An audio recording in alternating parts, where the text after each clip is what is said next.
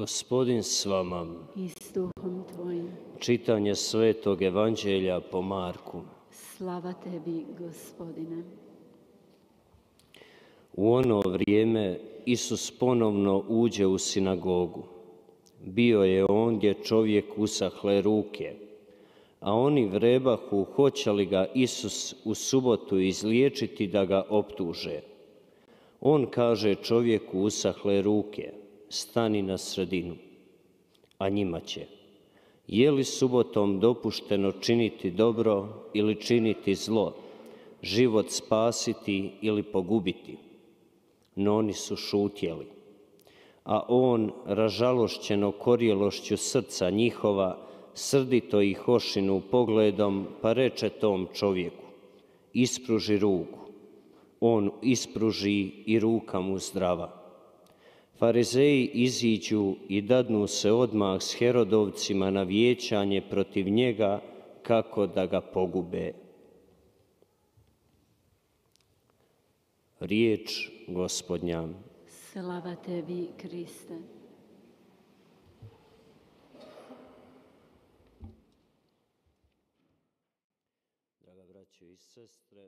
사랑하는 형제자매 여러분, 라디오 미 메주거리 방송을 통해서 미사에 참여하고 계시는 청취자 신자 여러분, 오늘 우리는 복음에서 특히 마르코 복음을 들었습니다. 이 복음에서 마르코 복음사가는 바리사이와 예수님과의 토론 장면을 보여주고 있습니다. 즉, 손이 오그라든 사람을 가운데 두고 한 토론이었습니다. 여기에서 바리사이와 예수님 사이에 굉장히 깊은 갭이 있는 것을 보여주고 있습니다. 즉, 안식일에 관해서 그리스도와 바리사이 사이의 논쟁입니다. 여기에 그리스도의 새로운 가르침, 그분의 인성이 드러나고 있습니다. 오늘 복음 첫 부분에서부터 예수님께서는 바리사이에 관해서 어떤 생각을 하시는지, 바리사이는 예수님을 어떻게 생각하는지 보여주고 있습니다. 바리사이들은 예수님을 단죄하려고 기회만 노리고 있습니다. 오그라든 손을 가진 사람을 어떻게 그를 대하는지 보고자 했습니다. 그래서 안식일에 정말 그 사람을 고쳐주시는지 지켜보고 있었습니다. 성전에 들어간다라고 하는 그것은 주님의 날을 지키고 주님께 영광을 드리고 그분의 사랑을 찬미하며 구원의 모든 창조 세계에 관해서 감사를 드리기보다는 그들은 예수님의 그 말씀과 예수님의 행동을 지켜보기 위해서 성전에 들어갑니다. 그러면서 그들은 이렇게 자신들이 예수님을 정당하게 비판하고자 성전에 모이게 됩니다. 그래서 두 부분으로 나누어져 있었습니다. 즉, 한쪽은 모든 인간을 보시면서 가여운 마음을 지니신 예수님의 사랑과, 한쪽은 바리사이들, 예수님을 단죄하려고 눈에 불을 켜고 지켜보고 있는 사람들입니다. 그래서 바리사이들이 어떤 영성을 지녔는지, 또 하느님과 어떤 관계를 지녔는지를 보여주고 있습니다. 그래서 율법을 어떻게 축소시켰는지 보여주고 있습니다. 이렇게 그들은 나약한 모습을 가지고 있었고 모든 것을 컨트롤하고자 했습니다. 그래서 율법이 말하는 모든 금지 사항만을 지키고자 했습니다. 여기에서 이러한 모습들, 이렇게 그들의 영성이 잘못 가고 있는 것을 받아들일 수가 없었습니다. 예수님은 평생을 통해서 판단하는 것이 아니라 기쁨의 길을 그들에게 끊임없이 제시하고 계십니다. 이러한 복음 말씀에서 위험이 존재하고 있는 것을 보여주고 있습니다. 하느님과 율법, 바리사이적인 모습, 엄격한 모습, 연민과 사랑과 자비를 배제한 그들의 모습입니다. 무엇보다도 사람보다도 율법을 먼저 생각하고 있습니다. 그들의 교만을 드러내고 있습니다. 모든 하느님의 계명과 금지령 자체를 더 중요하게 여기고 있습니다. 그래서 사람의 거룩함보다 그 어떤 것보다도 우선적인 자리에 두고 있습니다. 이것은 가면과 같습니다. 그래서 이러한 가면은 자칫 잘못하면 모든 것, 하느님의 구원의 선물이라는 것을 잃어버리고 교만하게 됩니다.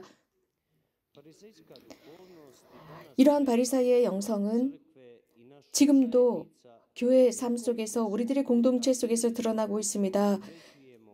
우리는 너무나도 자주 어디에서나 언제나 하느님께서 어떻게 활동하시는지 우리는 모릅니다. 그렇기 때문에 그분께 우선의 자리를 드려야 하지만 그분의 프로젝트에 우선의 자리를 드려야 합니다. 그러나 우리는 자주 여기에 한계를 둡니다. 그래서 우리들의 정의라는 잣대로, 우리들의 지혜라는 잣대로 이러한 모든 것들을 잊어버리고 교회를 먼저 갖다 대고 있습니다. 하나님께서는 당신의 자녀들을 사랑하시고 창조물을 사랑하신다는 것을 잊고 살아갑니다. 하나님께서는 우리들을 체포하는 것이 아니라 우리들을 자유롭게 놓아두십니다. 그리스도께서는 우리들을 자유를 위해서 자유롭게 하셨다라고 바오로 사도는 말씀하셨습니다. 그런데 우리들의 삶 속에서 그들은 우리들의 삶 자체를 체포하고자 합니다. 하느님의 사랑을 배제했기 때문입니다. 그래서 아주 형식적으로만 이러한 율법을 지켜가고 있습니다. 이렇게 하느님의 계명을 잘못 혹은 축소시키거나 변형시켰을 때 자칫 잘못하면 심판관이 될 수 있습니다. 그래서 다른 사람을 위한 기쁜 행동, 착한 행동을 하기보다 엄격한 잣대를 가져다 대게 됩니다. 자유가 얼마나 중요한지 그 가치를 잃어버립니다. 이렇게 엄격한 잣대를 재다 보면 우리는 자유를 잊어버리게 됩니다. 그래서 이런 하느님의 법은 감옥에 가두는 것이 아니라 자유롭게 하느님의 말씀을 살아갈 수 있도록 도와주어야 합니다. 당연히 마르코는 여기에서 강조하고 있는 것은 그리스도께서 그 사람들을 한가운데로 끌어내셨다고 했습니다. 일어나 가운데로 나와라. 가운데라고 했습니다. 그것은 굉장히 깊은 의미를 지니고 있습니다. 그리스도께서는 그렇기 때문에 바리사인들 앞에서 이렇게 도움을 필요로 하는 사람은 항상 가운데 있어야 한다. 중심에 있어야 한다는 것을 드러내고 있습니다.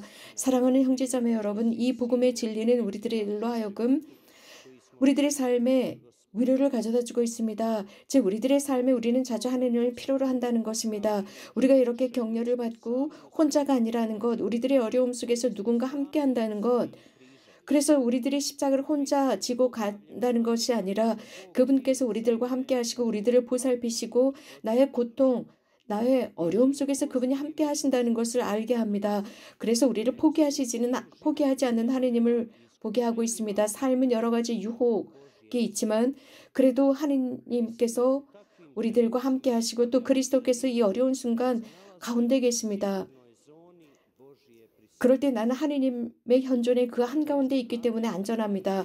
한편으로는 일어나 가운데로 와라 라는 말씀은 우리 그리스도인들에게 가르침이 됩니다. 어려움을 가지고 있는 사람들을 우리들의 인생의 가운데, 우리들의 활동의 가운데로 이끌어야 한다는 것입니다. 우리 자신이 가운데가 아니라 그 사람들을 가운데로 이끌어야 한다는 것입니다. 내 이웃의 문제, 그 문제는 나의 사랑을 요구하고 있습니다. 그래서 이웃의 문제가 내 문제가 되어야 합니다. 그래서 기회가 된다면 그를 도와줘야 합니다. 그리스도의 질문은 바로 이것입니다. 즉 율법, 안식일에 선한 일을 해야 하냐, 악한 일을 해야 하냐, 생명을 구해야 하냐, 죽이는 것이 합당하냐라고 묻습니다. 선을 행하는 것과 악을 행하는 것이 똑같은 것이냐? 라는 것입니다. 선한 활동, 도움을 필요로 하는 사람, 우리들을 필요로 하는 사람을 무시하는 것이냐, 그 기회를 무시하는 것이냐. 이것은 바로 악한 부분에 서는 것입니다. 천상 아버지께서는 당신 아들을 통해서 드러내셨습니다. 그래서 도움을 필요로 하는 사람들을 가운데 두라고 말씀하셨습니다. 간단하게 말씀드리면 우리는 의무를 소홀히 하는 죄에 빠지는 것입니다. 이들을 가운데를 두지 않으면 말입니다. 그래서 우리들의 양심이 그 상황을 잘 보고 기회가 된다면 여러 다양한 삶의 상황 속에서 그들을 도와주는 것입니다. 그래서 이러한 도움을 필요로 하는 사람을 가운데로 모시고 우리들의 사명이 무엇인지, 그래서 그리스도께서 하신 것처럼 우리도 해야 한다는 것입니다. 또 그리스도께서는 이런 말씀을 하셨습니다. 선한 일을 해야 하느냐, 악한 일을 해야 하느냐, 목숨을 구해야 하느냐, 죽여야 하는 것이냐. 오그라든 손이 펴졌습니다. 손을 뻗고 육체적인 치유가 목적이 아니었습니다. 단지 그를 영적으로 곧게 뻗게 하는 것이었습니다. 영적인 성장을 원하셨습니다. 예수님께서는 사람이 영육으로 모두 건강해지길 원하셨습니다. 그는 손만 치유받은 것이 아닙니다. 그는 가장 먼저 그의 마음이 예수님에 의해서 어루만져졌고 그의 마음은 준비되었습니다. 즉 하느님을 향해 열릴 준비가 되었습니다. 하느님께 순명하고 그분의 말씀에 순명하며 모든 것이 준비된 사람이 되었습니다. 이 환자를 예수님께서 치유하셨습니다. 그의 말씀을 들었습니다. 그의 음성을 들었습니다. 그 가운데 있었던 그 사람의 그 음성을 들었습니다. 그렇기 때문에 그의 음성을 들었기 때문에 손을 뻗어라 라는 말을 듣고 펼쳤을 때 성하여졌습니다. 이것은 신뢰였습니다. 그분의 말씀을 향한 신뢰였기 때문에 그는 고통 중에서 치유되었습니다. 하나님께 온전히 의지했고 그분의 뜻에 의지할 때 우리들의 마음은 치유받습니다. 평화를 얻습니다. 불안과 초조에서 행복과 기쁨으로 넘어갑니다. 우리가 온전히 완전하게 치유받습니다. 우리가 봉헌한 이 거룩한 미사 중에 주님께 청하도록 하겠습니다. 우리들의 삶을 당신의 사랑의 힘으로 어루만져 주십사 청합시다. 그래서 우리가 주님의 날을 바르게 깨닫고 주님의 도움을 바르게 청하며 그분의 지혜를 청해서 우리들의 필요만을 가운데로 끌어들이는 것이 아니라 도움을 필요로 하는 사람들, 우리들과 관계를 맺고 있는 사람들을 우리들의 삶의 중심에 놓도록 합시다. 아멘.